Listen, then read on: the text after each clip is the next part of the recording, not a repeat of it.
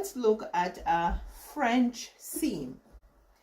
Unlike your flat seam, your French seam, you start off by putting your wrong sides together.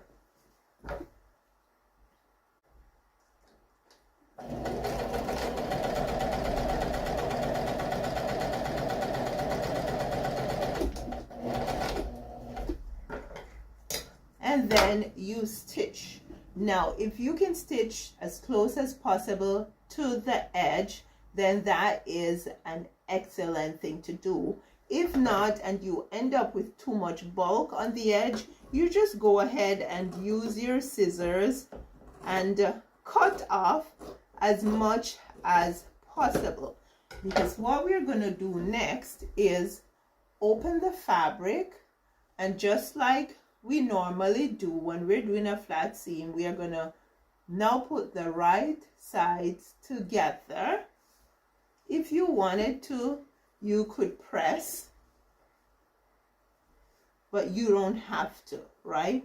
Now, the reason why we want to make sure there's not too much bulk behind here is when we're done stitching, we do not want to see the first stitch, the raw edges of the first stitches poking through, right? So I'll go ahead and stitch.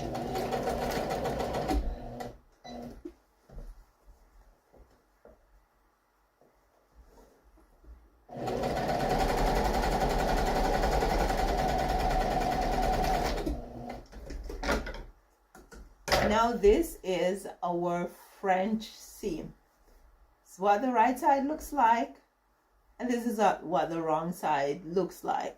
So it is good for literally not just enclosing the raw edges so that you end up with a clean work. Now, for example, I actually did a video that I will link for you, that I did a little storage caddy, and I didn't want to use an insert. So I did French seams so that I encase all the raw edges, and so that you do not see them when you look inside. If you guys have seen me making this slip cover for my couch, this is a piece of offcut from that slip cover, right? And so that is what we're going to use to make this caddy. Now we have a strip of fabric here that is square on the side. Now, I'm not going to go measure anything in order to be able to know where to cut my line here. All I'm going to do is make sure that when I line up my fabric, it is lined up nicely. And then I'm just going to fold this baby over just like so. There we go. And then I am going to go ahead and draw my line across the top here.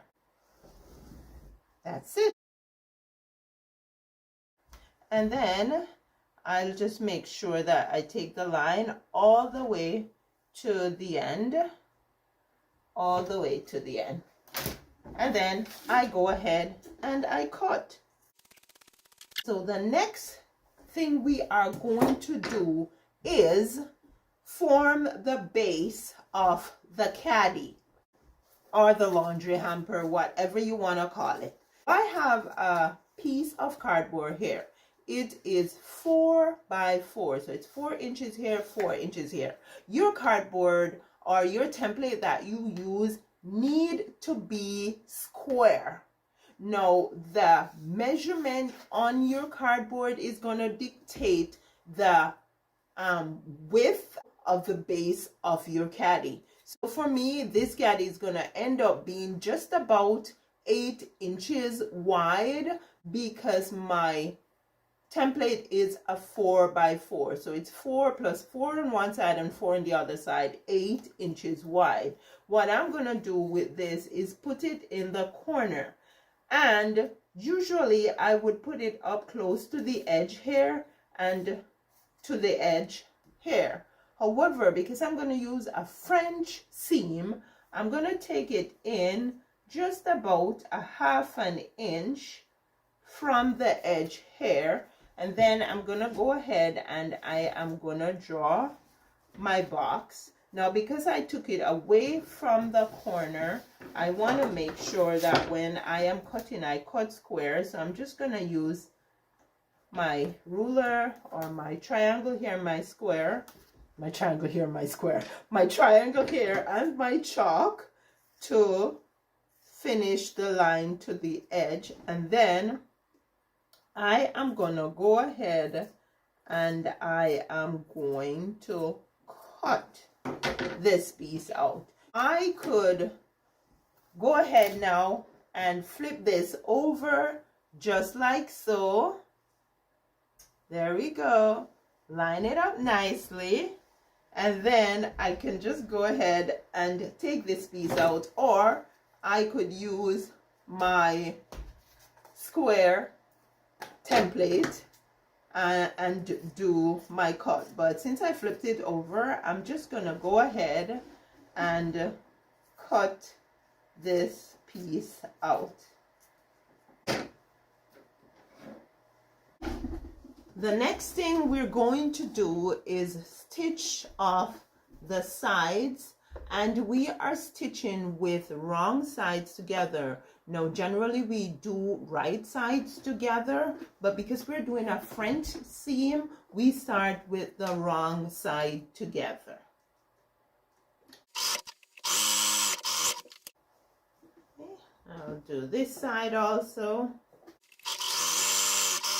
Okay, so in the French seam, I do not want too much bulk.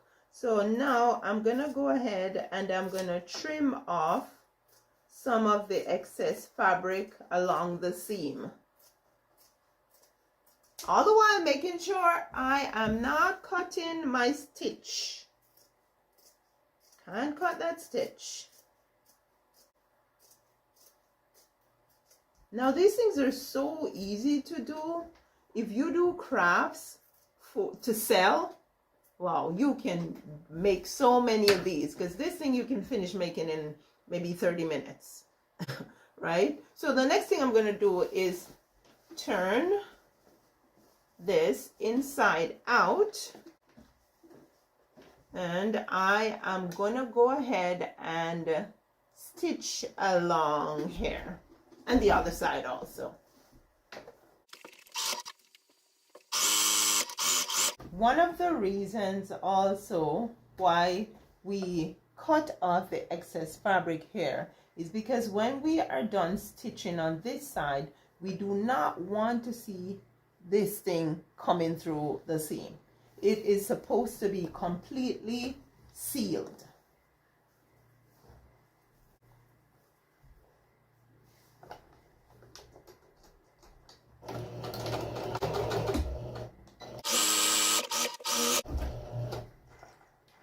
Right, now we're going to turn this back like so. Check this out. See, you have a clean seam there, and on the inside here it's clean also. You don't have any raw edges showing. Now the next thing we are going to do is just open this just like so. And we are going to stitch across. Now we'll do the other side. Open.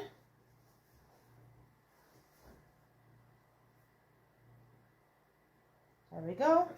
And stitch across.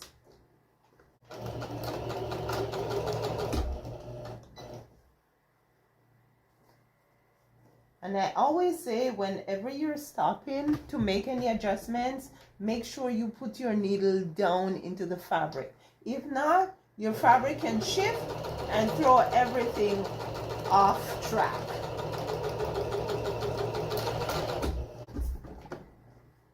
Okay, so now, just like we did the sides, we're going to turn this inside out, or outside in.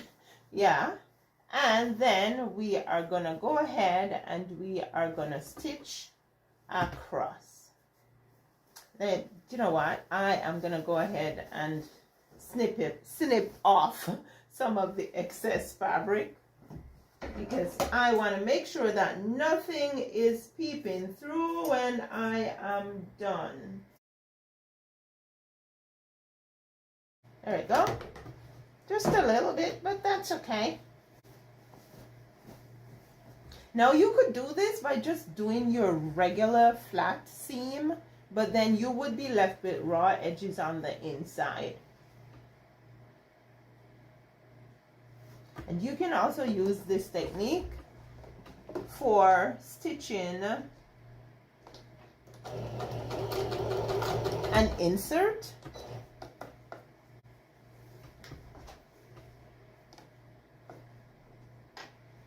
There we go. Let's stitch. Yeah. And then we stitch the other side. Now I'm going to put that down and set this up properly.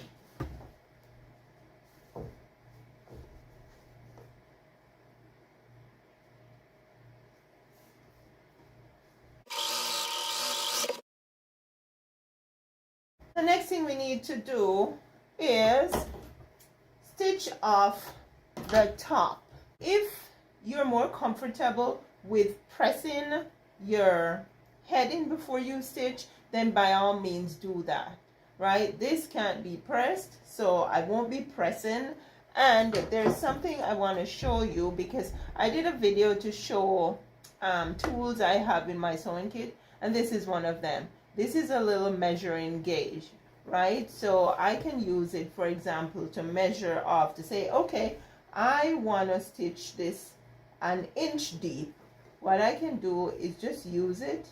There's my inch, my little thingy right there, and it measures off my inch for me to stitch. If you want to do half an inch, you can measure up half an inch, and you fold your fabric half an inch. So this is a pretty cool little tool to have.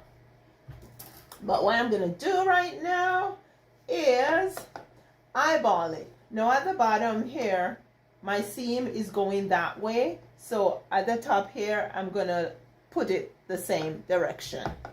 And I'm going to start stitching. Just folding and stitching, eyeballing it. Now because this is pretty deep, I'm going to go just about an inch deep on my hem. If it is not as deep, then you could go a half an inch, right? So that's it there. And then we turn again. And I'm gonna start stitching.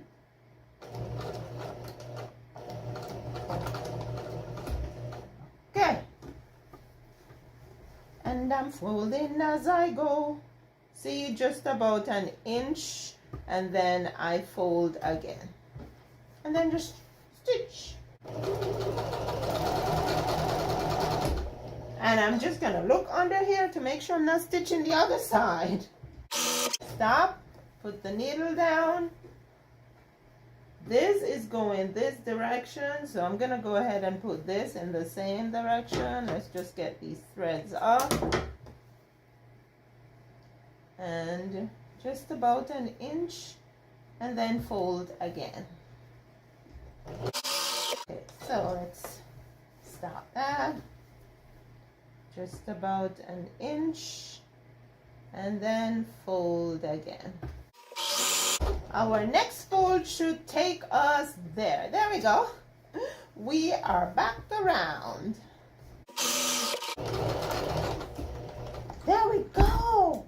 And guys, we are done. We have made ourselves a little storage caddy, hamper, basket, whatever you want to call it, from remnant. See what I was saying about the base? It is 2 times the 4 inches. So the wider you want your base to be is the bigger your template has to be. However, you have to also make your fabric panel wider, right? So that's it. I hope you enjoyed the lesson, and I hope you will try it. Drop it in the comments, let me know what you think. Also, please like and share, just in case you know somebody who need some storage. And remember, never throw out your remnants or your offcuts because they can be very useful. Please watch these videos and I will see you in the next one.